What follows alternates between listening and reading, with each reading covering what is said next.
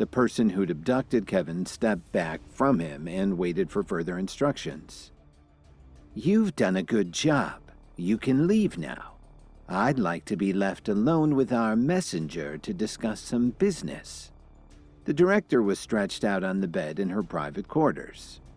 "Yes, Madam Director." Her assistant turned around and left the room. Kevin and the director were alone for the first time since they'd last seen each other, and the atmosphere got a bit awkward. Looking into her beautiful eyes, Kevin remembered how days before he had been drugged and accidentally slept with her. He couldn't let anything like that happen again. His relationship with Lily meant too much to him. "Do you think you can untie my ropes now?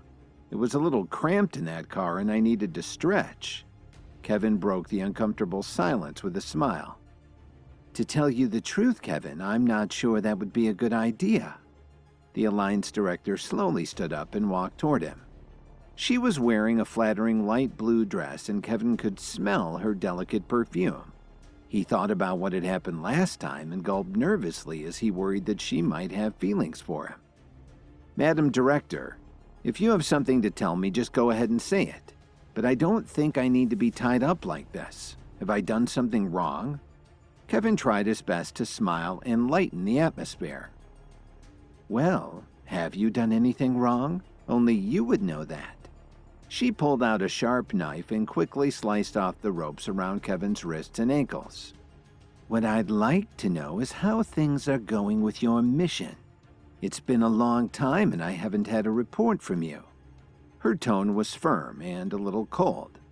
"Oh, there's no problem at all, ma'am. It's just that I haven't turned up anything yet," Kevin coolly replied.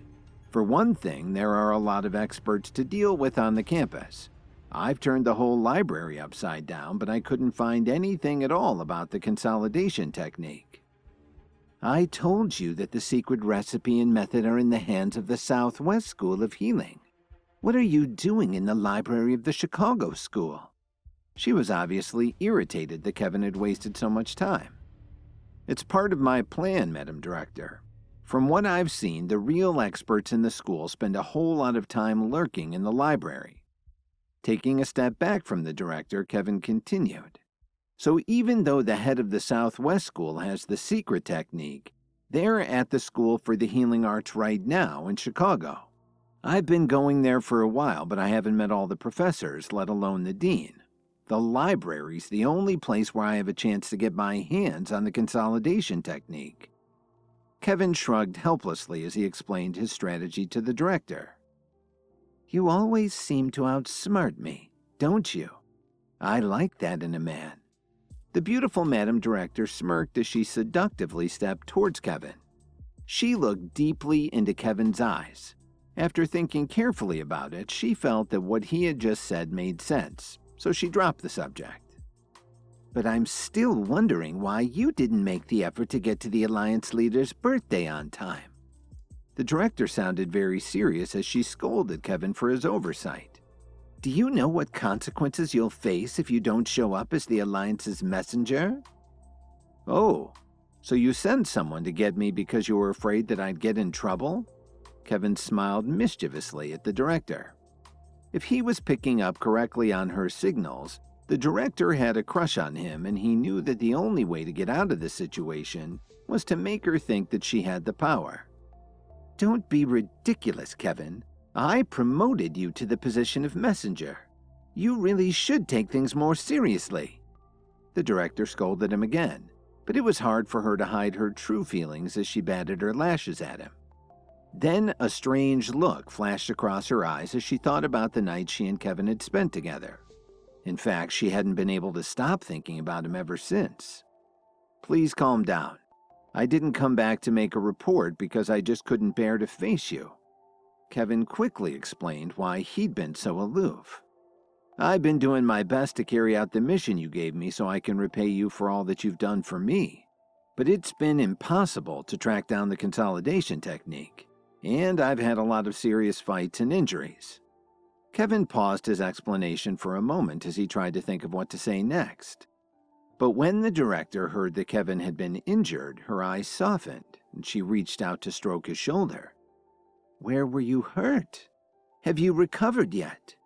We have a lot of remedies for internal injuries. I would never forgive myself if anything happened to you.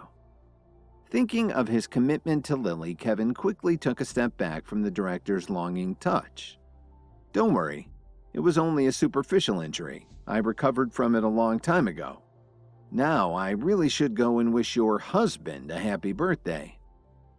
Kevin, I'm the Alliance leader's wife, so that means that you have to do whatever I tell you to do. And if you disobey me, I could have you killed. Seeing her hands reach towards him, Kevin quickly sidestepped her and shook his head. Madam Director, are you sure that this is something your husband would approve of? My husband hasn't thought about me in years, Kevin. Please tell me that you feel the same way. Kevin took a deep breath and thought to himself, I have to be very careful. If I upset her, there is a chance that she'll tell her husband about what happened between me and her. He won't care if I was drugged and will blame me anyways. Before Kevin could respond, the Madam Director placed her manicure and leaned forward and whispered into his ears, I want you. Kevin shook his head and took a step back. Please, Madam Director, we can't do this. It's wrong. Shh, don't overthink this. I can't do anything with her. My heart belongs to Lily, but if I reject her, she could try and have me killed. How am I supposed to get out of this situation without offending her? Just then, Kevin heard a voice from outside the door. Is Madam resting? The Alliance Director suddenly came to her senses. She quickly zipped up her dress and straightened out her clothes. Hide! The leader is here! She sat down and took a deep breath to try to calm herself and look like everything was normal. What is it? Kevin froze, unsure what to do. It was like a bucket of water had been thrown on the fire in his heart. The Alliance leader was a powerful man. Even though Kevin was innocent, there was no telling what he would do to Kevin if he found him alone in a room with his wife. What should I do? Kevin looked around the room anxiously. Quick, out the window. My room looks out on the hill, so be careful where you land. The director whispered in Kevin's ear. Good idea. Kevin climbed out the window without thinking twice about it. Thanks to the director's warning, he grabbed the window sill and hung on tightly as his legs dangled outside the building. If he'd jumped straight out, he would certainly have broken his neck. Be absolutely quiet. Don't even breathe. Otherwise, the Alliance leader will know you're there. And I can't have you die. Not when I have so many plans for you. Then she closed the window. Please subscribe to the Pocket FM YouTube channel and press the bell icon for instant notification. Check out our channel for more such exciting shows.